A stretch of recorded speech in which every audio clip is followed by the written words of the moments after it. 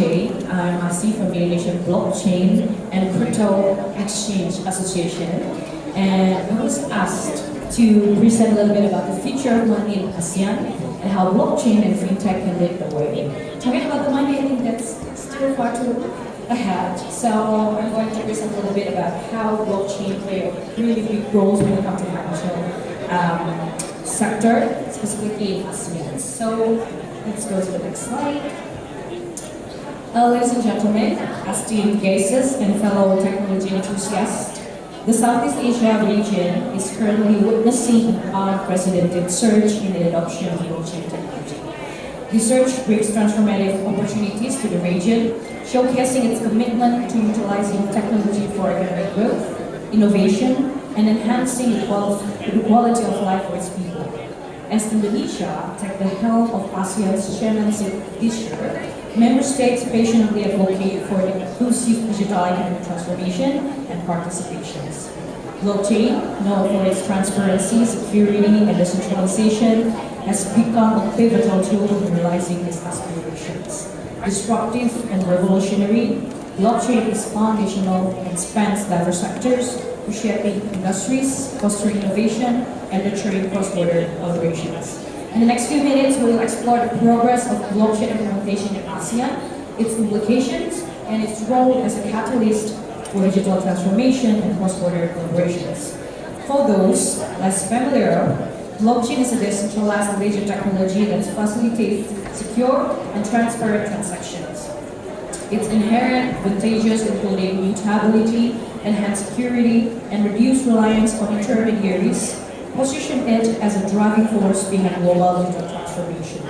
In the context of ASEAN, this transformative technology holds immense potential to shape the region's future. In 2022, the ASEAN digital economy reached a remarkable milestone, totaling $194 billion, with Indonesia contributing a significant 40% to this figure.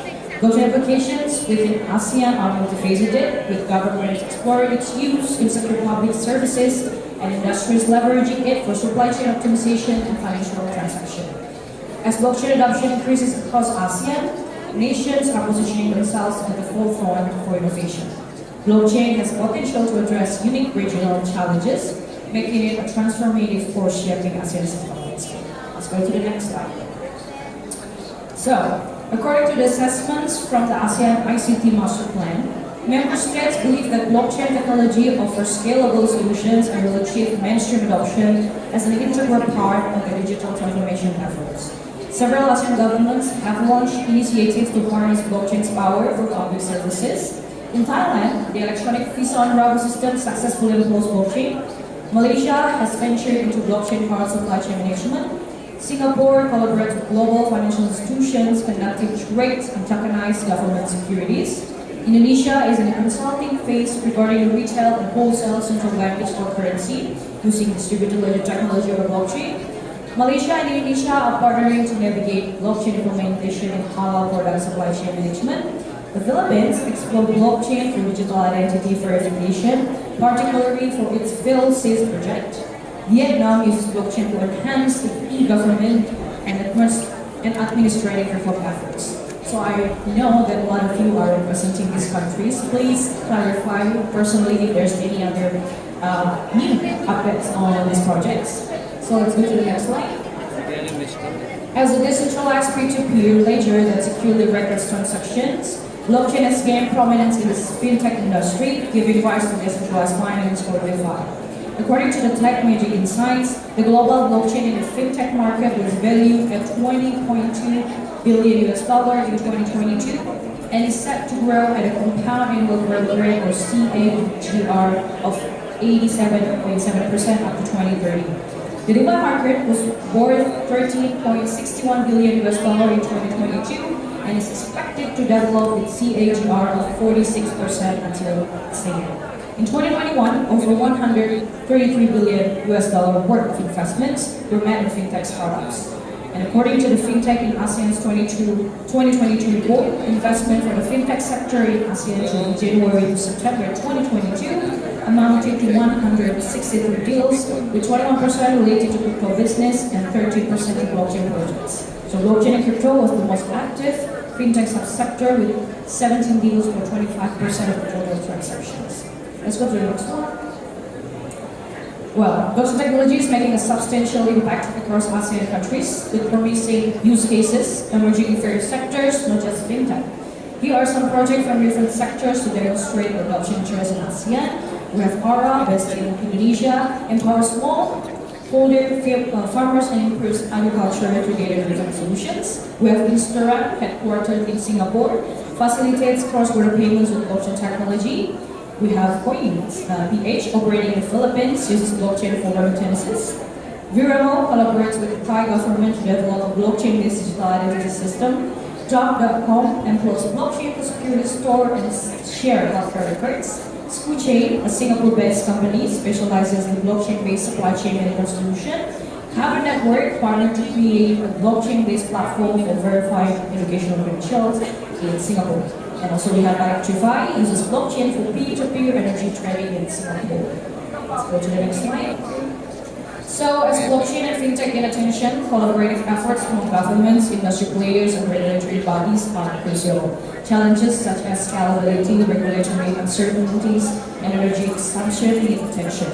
And lack of standardization remains a primary hurdle. Collaboration among stakeholders is vital in overcoming these challenges. Let's go to the next slide. So within the Indonesian Blockchain Association, we place great importance on public-private partnerships as a means to achieve this goal by fostering collaboration between the government and the private sector. Such collaborations can facilitate cross-border blockchain initiatives, promoting regional cooperation and integration while addressing shared challenges. By leveraging the strength of both sectors, these collaborations unlock the full potential of blockchain technology to drive innovation, economic growth, and social impact, ensuring that solutions are both effective and sustainable. The future of blockchain in ASEAN will be significantly shaped by the synergy between public and private entities, working together to create a better digital future for the future. Let's go to the next slide. So yeah, again, I mentioned as the Association of Blockchain Innovation is a non-profit organization. We're dedicated to promoting and advancing the adoption of blockchain technology. We serve as a platform for collaboration among various stakeholders, including government bodies, businesses, startups, academics, and individuals, with the goal of fostering innovations and responsible blockchain development. So we hope to play a vital role within the blockchain ecosystem, especially in fostering collaboration, education, and creating responsible blockchain development, ultimately contributing to the growth and adoption of blockchain technology in Indonesia and beyond. With this vision, we look forward to working together with all of you to shape this promising future for our beloved Asian community. Thank you. Thank you guys. I will be staying on the stage, but I will not be alone, because I would like to invite the panelists of our sessions this afternoon. I would like to invite GBC as the head of implementation of broadcast. Tommy Hartono, founding BD company of Flagrite, and Maria Sultan Marina, founder and CEO American Consulting Agency. Simit Knight, Director of Commercial Strategy and Strategic Solutions in Chain. Ken Masuda, Chief Marketing Officer of Blockchain Hub. John Trinidad, Head of Product Innovation of Fintech. And if I'm not mistaken, there is some additional panelists actually. Is Kalidas Bruce, UNO Digital Web. So everyone, please come on stage.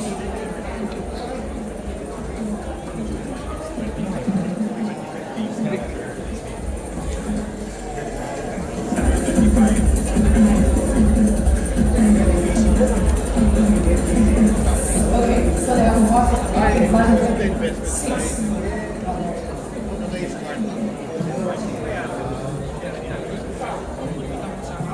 Please have a seat, guys. Is there enough seat for us? Oh, yeah. Okay, cool. All right, I was worried. Okay, since I mentioned everyone's names, but I think it would be good to introduce yourself again, one by one, and what you guys are doing. And while you're introducing yourself, please answer my very first questions. And this panel is actually, how do you guys think blockchain technology plays a role when it comes to the fintech, financial sector? So,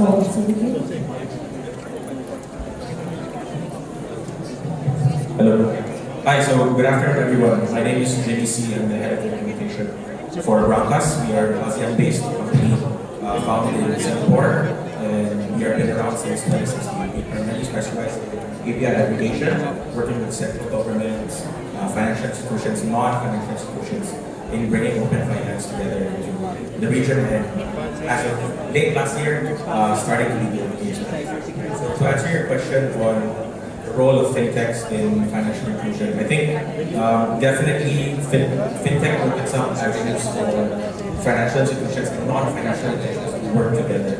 Right, we're bridging the gap between the unbanked traditional financial services and obviously the markets that are more mature are focusing on cross-border payments. So I think the role is definitely there for fintechs to have a role in this and to play a part in increasing the economy, especially in transaction based. Maria, I think since I know your background a little bit, maybe I would like to ask you a little bit of questions about the security. We actually play a role for security in financial sector. Very good. Please. Yes. Hi everyone. My name is Maria, and I represent an agency based from Russia, but in Russian Singapore as well. Yes, and to answer your question, we're just like what I'm just trying to explain what I'm doing. The main point of my company is to make tag scouting, because what we are doing right now, we're reaching different businesses and companies with the ASEAN as well, but not just only from Russia, but with the Eurasian Union as well, and say as countries. And we're creating a hub in Kazakhstan right now to make like some special transfer and transit to make like also secure like some companies and to develop like their products and services to our market. Yes, so we're building like a ecosystem like in general. So we try to work on different levels, layers, and for example, with Uzbekistan, we are working on money farming, and they need a lot of solutions how to manage it, how to create the financial institution for that purpose. So, and we're just bridging, and so I'm inspired by your presentation, to be honest, because that's what we are doing. We make strength collaborations and in the trans-international partnership, and we help like from the ground how to work it, how to make our network more strong, because that's what we need to do, because like all our industry, crypto is all about trust. So, and we are trying to deliver this trust, but not only just through the money, and because of course like Fintech, because we're delivering some goods and service that we need, and but also we are working and focused on cultural projects, and we try to connect like fintech, cultural projects, yes, and yeah, so just cover to all yes. So that's the long story short. Thank you. Yeah, good afternoon everyone. So I'm John. I head from Innovation Center. So Zendit is a payments company that focuses more on bridging and moving funds throughout Southeast Asia. So our focus is more on opening up payment channels and building financial infrastructure to make sure that the flow of funds is enabled and is made simple for everyone. I guess for your question, right? So if you're also like maybe looking at our goal, especially here, like also mentioned by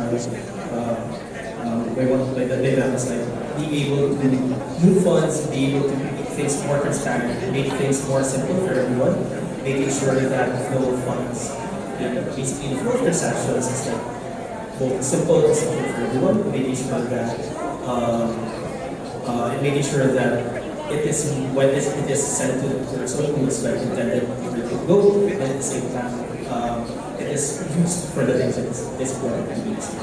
So that's like our goal. It's a good level of view for everyone to make sure that there is interoperability and there's confusion. we're going to discuss that. Tommy, right? Yes, hi, fellow Indonesian. Yeah, so I'm Tommy, I'm founding BD for Fintech Asia Pacific. So we are a YC-backed anti-money laundering and fraud prevention solution.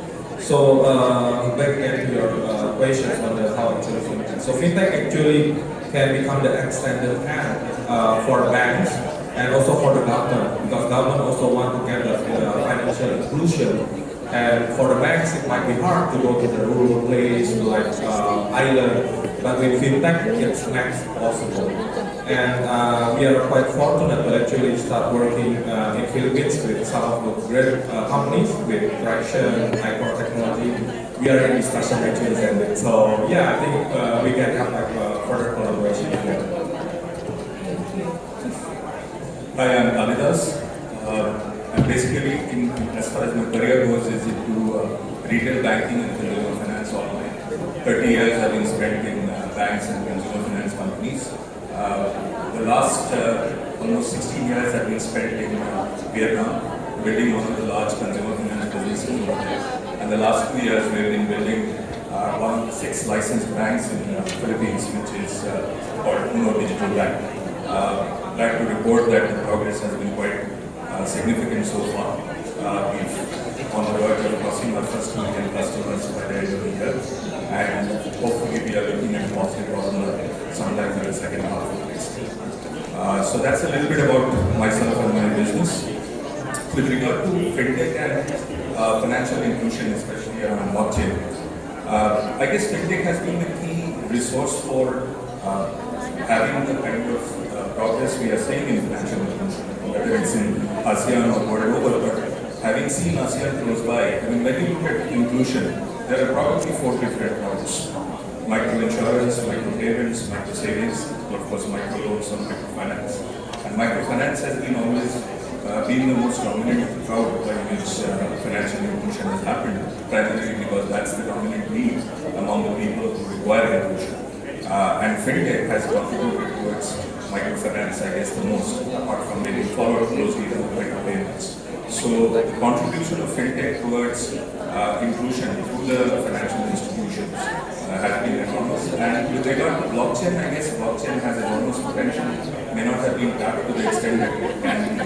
And in the future, if we are looking at inclusion at a much more accelerated scale, in a much more beneficial way for the people who need to be included, I guess blockchain will have a very significant contribution to make, because it can make it more secure, it can bring down the cost, it can increase the authenticity or the reliability of things like collateral, things like payments, things like customer information, and above all, it can create a secondary market for lending products that can in turn ensure liquidity and accelerate the whole lending process, which can in turn fuel inclusion.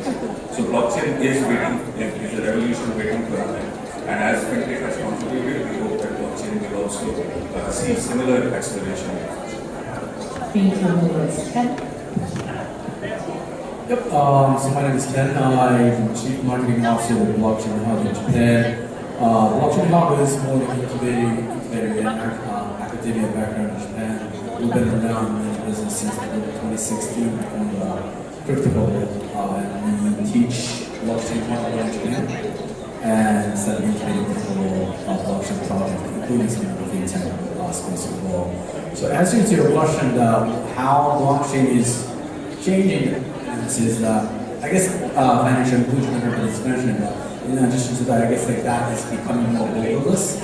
With internet and banking and whatnot, throughout the country, financial institute within a country to be one financial institute or associated with financial institute. But blockchain is enabling that borderless, regardless of whether you are in ASEAN or Europe or American continent. You can participate in any consortium from anywhere in the world. So I think that's happening now. And what's happening right now is just a typical iceberg. Thanks. Thank you, Ken. Since you're the last one to introduce, I'm still going to ask you questions. You're mentioning about financial inclusion, but you also mentioned about governance. But I'd like to also know, it could be solutions that you do on your incubator, or it's any kind of use case that you think is quite have impact when it comes to financial sector in Japan? Yes, thank you for the question. Great question. So actually, I started participating in one of the POC proof of concept was Banco Mitsubishi UFJ Trust Bank and the wallet enterprise purpose wallet service called Ginko in Japan. So what they try to do is stablecoin as a service. So right now, like it's stablecoin as more known as a USDC circle, but we're trying to bring it down to the BTP purpose stablecoin issued by everybody, like Toyota stablecoin that will be traded within the Toyota ecosystem, so that it will be seamlessly on back of the bank account transaction without a bank account restriction, like overnight account, overnight risk, weekend risk, or let's say you want to send money to a third country that has to transact in the bank to bank, and you can just skip that and instantly you can ship the money in instantly. So that's what's happening, and we're trying to create a whole Japan ecosystem, like Toyota, Hitachi, and Sony, that huge consortium to one platform so that they can, like I said, borderless. So when you trade with a Japanese company, like if you tap into this ecosystem consortium, you can trade with anybody. So that's what we're trying to do right now. Thank you, Ken. I'd love to dig more, but I think we don't really have much time, so I'll go to Kalidas. Guys, these questions that I will ask you is actually an entrusted question from the organizer, and they insisted me to ask these questions. So Kalidas, how has digital lending empowered borrowers, particularly those in underserved or unbanked communities, to access credit and financial opportunities? Yeah, I think as digital lending grew grounds in almost every market, I guess digital lending was initially fueled or kind of prompted by changing customer behavior. When we saw that our customers are interacting more with their digital devices as financial institutions, it became an imperative that we got to make sure that we are able to interact with the customers directly. We are able to capture data in a more expansive and in a more secure way and in a more authentic way. And also, in order to evaluate the customers for lending, it became an imperative to use digital technology. A simple example would be 20 years back when I started lending in the Philippines, we would have an army of underwriters who would call up the customer's employer and try to verify the income of the customer before DBR and debt service tools are applied. Today, you can actually build a pipe with an income tax site or even use electronic means of getting that confirmation on a real-time basis about the customer's income and employment. So suddenly, it becomes ubiquitous, it becomes universal across all companies. There are no discrimination about companies for higher returns versus low. And every employee and every employer can now get that benefit. So that's like a small example. You can even prorate the customer's income by going and accessing, let's say, a social insurance site, because you know what percentage of his income is typically contributed to social insurance. Apart from that, now you can use social media as your CRM tool. Earlier, we had to set up these large call centers and have 24/7 services and all that. But now I know at least maybe a couple dozen financial institutions who are interfacing with their customers, where bills are sent over social media platforms like Zalo in Vietnam or WhatsApp in the Philippines, and it becomes so easy for the customer because it's non-disruption.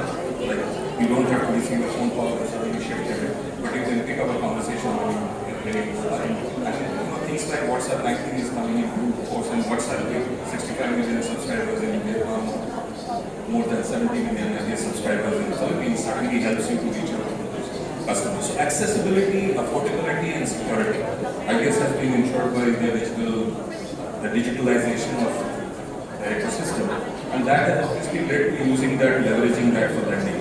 You can see an extremely advanced state of that in a place like India, where the stacks which were here, like the universal ID, the mobile phone number, the bank account, as they are getting linked, the open credit enablement network is coming into being, where anybody, and that actually democratizes lending, because now an institution with, let's say, 20 million customers versus somebody with 200 have literally got no difference. So you can simply access that stack and be on the forefront of lending as much as a very established institution. And that helps those institutions to reach out to a wider audience. So yes, it's a revolution of sorts, and I guess the market in Philippines has already seen the green shoots, and the revolution is waiting to happen. So I'll go to Tommy, since I think Kalidas mentioned a few things about accessible and how I think the growth of users in Fintech and also blockchains are growing. I'd like to know what kind of regulatory framework that are already in place when it comes to Fintech. If you have any idea about what happens also in blockchain regulatory framework in Indonesia, that's also can be a good point. Yeah, true. Actually, before I came to SFF, here in the Philippines, I went to the AWS startup day. So there actually there's quite a lot of the blockchain player. Even like there's one in Indonesia, especially because that we are the biggest populations is the Muslims, Islamic. So there is like they build like Sharia themes like blockchains, like they mention is like gold-backed stable coin, something like that. So I think there's a lot of the innovations, and also government is also especially. I think a lot of people here doesn't know that in Indonesia there is actually like the change of the not change actually the collaborative regulator. Previously, blockchain was actually regulated by FT. But now we have OJK, the FIU, also like join in to actually work together to regulate this space. And then like I'm seeing quite a lot of the framework, potential framework will be coming in, especially last month, end of last month, Indonesia has been like admitted to FATF member. So Indonesia is the 40th member of FATF. So a lot of things going on, a lot of the regulations coming in. Especially next month we have elections, so quite a lot of things is going on, especially at the regulator side. And then like in terms of like what I'm doing is on the anti-money laundering. So banks, fintechs are being told also like to strengthen their like anti-money laundering compliance, because like the money laundering will be getting more. It doesn't slow down. It's even getting more and more. And you see the regions like from Hong Kong, Singapore, now recent cases in Australia. So it's not just one actor, financial criminal. It's actually a syndicate, and it's very big. And we might not know that it might already happen in Indonesia, Philippines, but we haven't managed to actually catch up with them yet. So I think a lot of the regulators, especially in the ASEAN regions, like playing catch up with a lot of the developed countries. But anyway, we are learning, so we are not late, so we are going to be there. Yeah, I think I'd like to add more when it comes to the Indonesian region. For fintech, I think it's more settled when it comes to the regulatory framework. For crypto, we have already a specific policy and it's quite clear. But for blockchain as a technology, I don't think it is something that can be regulated. But the products and the application is something that it's cybersecurity. So I'm going to you, John. We know that Sendit has a lot of users. And this question is actually about how can institutions integrate fintech or even blockchain technologies to enhance customer service? Yeah, so I think enhancing both, like first of all, blockchain side. So blockchain always helps the transactions to be more faster, more secure, and gives basically the users their basically ownership of data. So I think building on that, we can create a more seamless customer experience for customers, for our users, to be able to drive them to be more successful in their own business. So I think blockchain and fintech will work hand in hand in terms of like enhancing both customer experience and then customer experience, but of course handling their day-to-day operations as well. So using both the ability or like computability, and of course blockchain being decentralized allows us to like give more transparency, give more like peace of mind to our customers about every transaction that they do. So I think for both like fintech and blockchain to work hand in hand in order to work towards that best customer experience. I agree with you, John, because this is something that I've seen in a lot of countries, not just in Indonesia, that people could call us, oh, fintech people and blockchain people. It's like they're not like talking to each other. But I think when it comes to technologies, we're talking about emerging technologies. When it comes, work hands in hands, where it becomes more powerful. So Maria, what do you next? As a forward-thinking consulting agency, how has MAP Consulting Agency prepared for and adapted to the evolving landscape of blockchain and fintech in ASEAN? Nag-advise ka na? So yes, as I said in my intro, we are creating special programs and we focus on collaborations between different type of company on different fields. So as we heard, like the blockchain people and the traditional businesses, it's something like which exists separately. And what we are doing in our agency, of course, we're trying to match the technology, blockchain technology with the real businesses. So, as I said, actually, in your presentation, for example, energy trading in Russia, yes, so it's quite interesting field, and the players, they are looking around for the blockchain technology right now, like with all the situation in our background. So this transformation, the worldwide transformation, asks us like to be this technology scouting because we're looking for the different solutions for the different industries, not just only energy trading, for example, education as well, to as a private sector, which I presented as an entrepreneur actually, because I also have like my traditional business, like construction, for example, yes, and architectural business. So I am looking at the solution for like my B2B communication data as well, and so that's what we are doing. Why ASEAN? Yes, because we are having a really strategic partnership and connection with the Eurasian Union, and we have 3 trade agreements, not yet with Indonesia, but since we know like it's happening so very soon, and we focus on the traditional business and blockchain technology, how we can merge them together, and of course we use the traditional things like business immersion, like business matching, but we are from the field and we know how to make it real, and we're from how to make it like settle down to the ground. So yes, that's how we're working, like tradition, non-tradition all together. But we know we all in the beginning of this journey, and of course we're doing a lot of research, we're trying to implement, and so on and so on. But speaking about the fintech, for example, like my previous case was really interesting and challenging. Let me share it to you how it works right now, because it's like from my real life. And for example, like the top 5 banks from Russia, they're my clients, and they asking me like to find them like a solution for like transaction, for secure and so on, because in Russia we don't have like a lot of solutions, and so they requested me how we can find it, and I found them a solution from a Korean company, but of course they said, oh, we don't want to work with Russia. So it's a real case.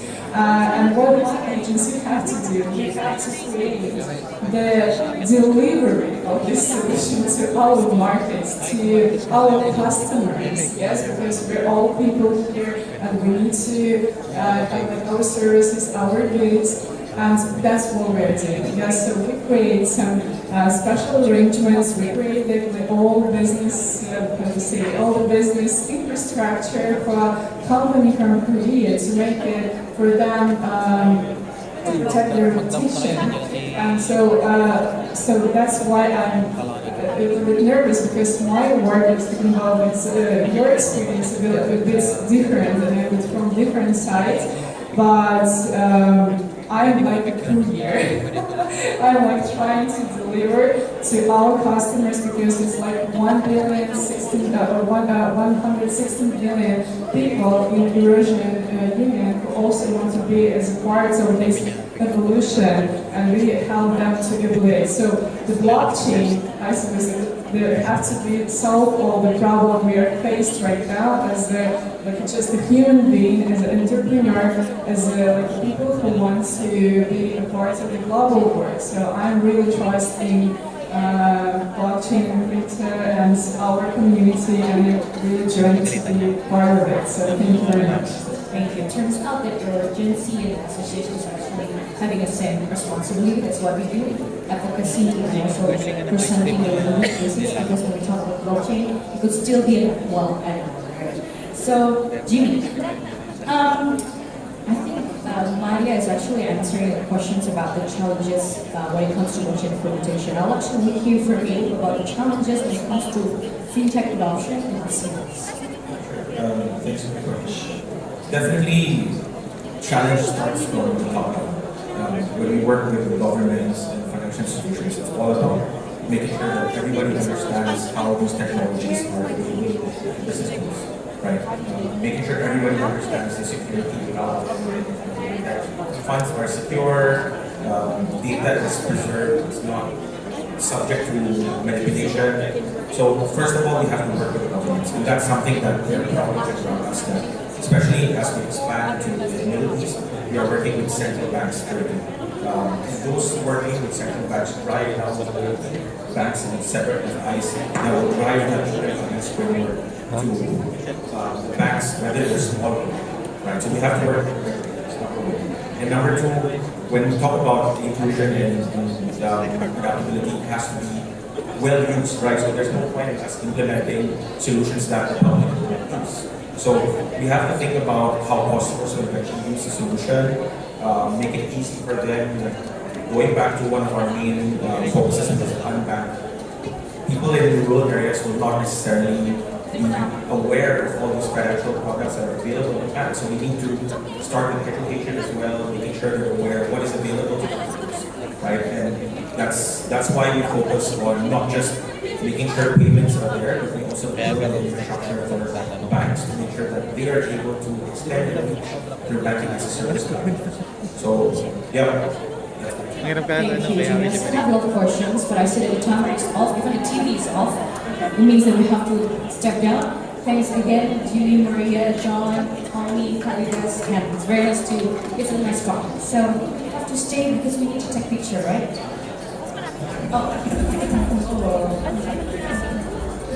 All right, we have our panelists have a photo.